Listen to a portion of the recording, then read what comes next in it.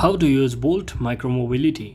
So hello guys, welcome back to my YouTube channel. If you're also looking to use Bolt's scooter or bikes, then first thing what you want to do is just head over to Play Store and just make sure you have already downloaded and installed the Bolt application from the Play Store. And once you successfully install the application, simply open it and make sure you have already created an account over here.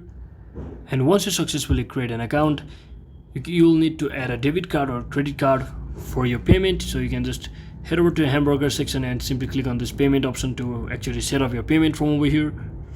And you just have to find the vehicle by opening the map to locate the nearby Bolt scooters or bikes, and simply scan the QR code on the scooter or bike or manually enter the vehicle ID into the app to unlock it and enjoy the ride by simply following the traffic rules and using bike lanes when available, and be mindful of pedestrians. So I hope this video was informational guys.